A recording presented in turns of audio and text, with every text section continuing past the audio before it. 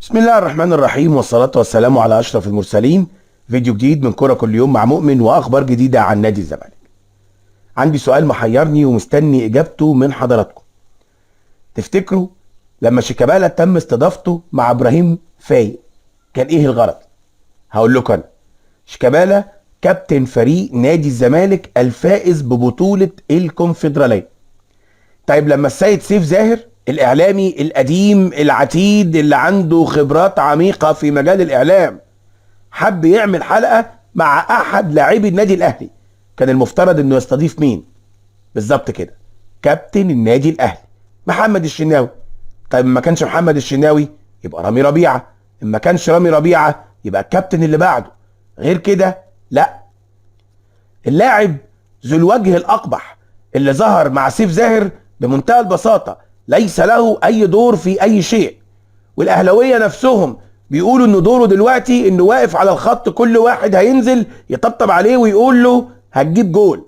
غير كده مفيش، ما بيعملش حاجة تاني، فلازم يأكلوه عيش. وبيني وبينكم ال80 مليون اللي هو لسه دافعهم يوجعوا ويوجعوا قوي. عرفتوا دلوقتي الإعلام بيعمل إيه؟ بعض الأبواق الإعلامية هتطلع الفترة اللي جاية وتتكلم عن إن الزمالك ربما لا يحل أزمة إيقاف القيد، وهتتكلم إن المبلغ المطلوب على الزمالك كبير جدا وأكبر بكتير من قدرة نادي الزمالك المادية. الناس دي كدابين يا جماعة. الزمالك ومجلس إدارة الزمالك اللي حلوا قبل كده 14 قضية في الفيفا كانت متسببة في برضه إيقاف قيد، قادرين تماما على حل قضيتين موجودين دلوقتي، خالد بوطيب وروي ايجوش. الزمالك وإدارة الزمالك أكبر وأعقل وأذكى من إنها تقع الوقعة دي.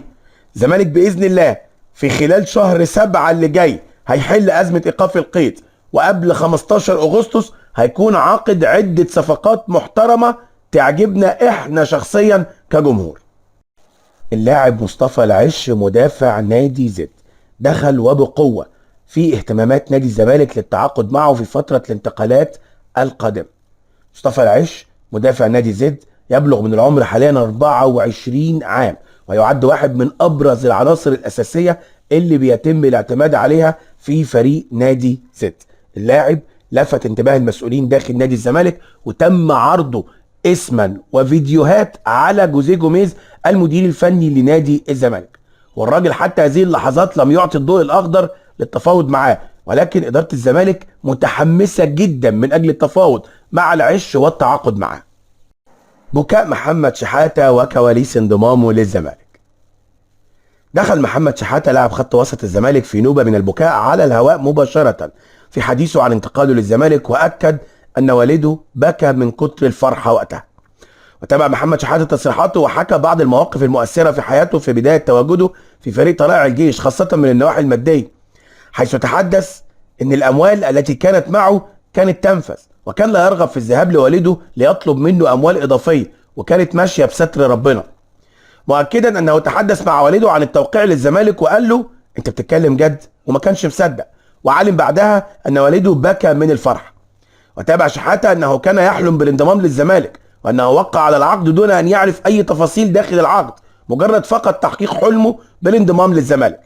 محمد شحاتة تحدث عن دور أحمد سيد زيزو نجم الزمالك في الانضمام إلى صفوف الفريق، وأكد أن زيزو كان مهتم جدا بتواجده في صفوف الأبيض، وكان بيقول له أنهم سوف يحققون بطولات سويا، وكان هناك تحفيز ودعم مستمر من جانب زيزو. أحمد حمدي ولحظة الإصابة.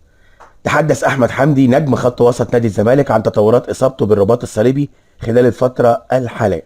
أحمد حمدي طبعا تعرض للإصابة أثناء مباراة الزمالك ونهضة بركان، وتحدث عن تفاصيل الإصابة خلال المباراة، مؤكدا أنه وقتها وفي الملعب وخلال مباراة نهضة بركان سمع صوت أول مرة يسمعه، وقتها تأكد أن الإصابة قوية.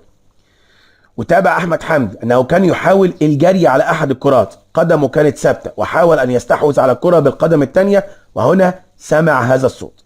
أحمد حمدي وعبر تصريحاته أكد أن طبيب الزمالك أبلغه أن الإصابة قطع في الرباط الصليبي، وسوف يتوجه إلى ألمانيا خلال ساعات من أجل إجراء جراحة، مؤكدا أن ما حدث له عبارة عن رحلة سوف يمر بها، مطالبا من الجمهور أن يدعو له بالعودة مثل الأول. لا بإذن الله ترجع أحسن من الأول كمان يا أحمد يا حمدي، أنت لاعب محترم، لاعب اخلاق، لاعب نظيف، لاعب تحب ان عينك تتفرج عليه وتسمع لكلامه، مش زي غيرك. فباذن الله باذن الله هترجع وترجع احسن من الاول. رساله شيكا للاعلام. وجه محمود عبد الرازق شيكابالا لاعب وقائد الفريق الاول لكره القدم بنادي الزمالك رساله الى الاعلاميين بشان استضافه بعض الشخصيات. شيكابالا وعبر تصريحات تلفزيونيه طلب من مقدمي البرامج ان يتصدوا لاي ضيف يتجاوز في حق الاخر، مؤكدا ان هناك العديد من الضيوف حاليا في البرامج الرياضيه تتجاوز في حق الاخرين ولا تجد رد من المذيع.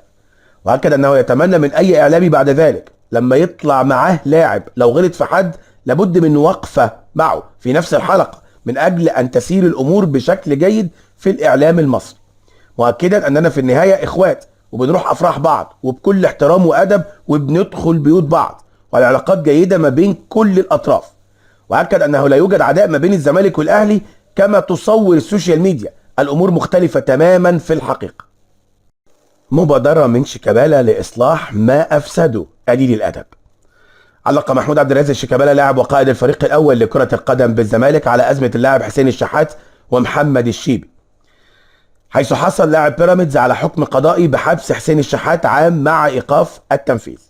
شيكابالا وخلال تصريحات تلفزيونيه اكد انه مستعد للذهاب الى اللاعب محمد الشيبي والاعتذار له، كلنا في الاول وفي الاخر كلنا اخوات واحنا بنلعب لعبه عشان نبسط الناس، مؤكدا انه يتمنى ان تنتهي الامور عند هذا الحد وان تعود الى طبيعتها، الجميع يبقى مرضي ولا يوجد له رواسب.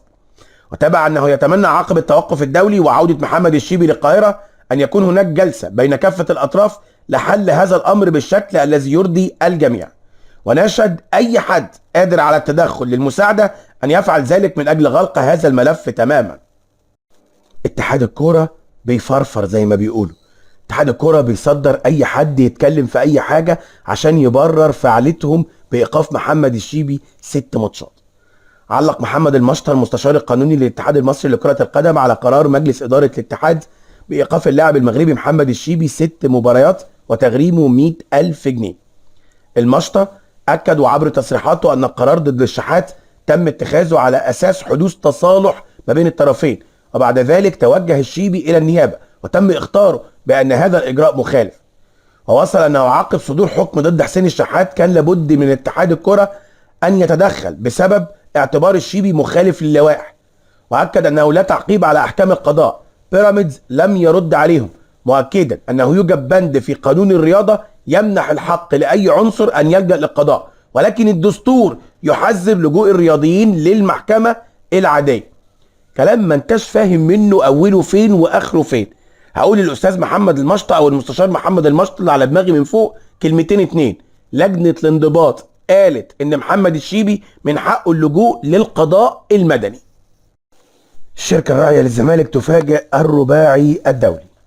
وجهت شركه النيل للتطوير العقاري الراعي الرسمي لنادي الزمالك رساله الى رباعي نادي الزمالك المنضم الى صفوف المنتخب. شركه النيل للتطوير العقاري الراعي الرسمي للزمالك وعبر حسابها على الفيسبوك قالت: شركه نايل للتطوير العقاري تتمنى التوفيق للاعبي الزمالك مع منتخب مصر محمد عواد، زيزو، ناصر ماهر، احمد فتوح. بمناسبه الرباعي الدولي يعني اللي في الزمالك يا شباب، تفتكروا مين فيهم هيلعب اساسي ومين فيهم هيكون على الدكه؟ في النهايه بتوجه بكل الشكر لحضراتكم على حسن المتابعه والاستماع، مع وعد بتجدد اللقاء. تقبلوا تحياتنا. مؤمن شلبي ومحمود فاروق من قناتكم كرة كل يوم مع مؤمن، والسلام عليكم ورحمه الله وبركاته.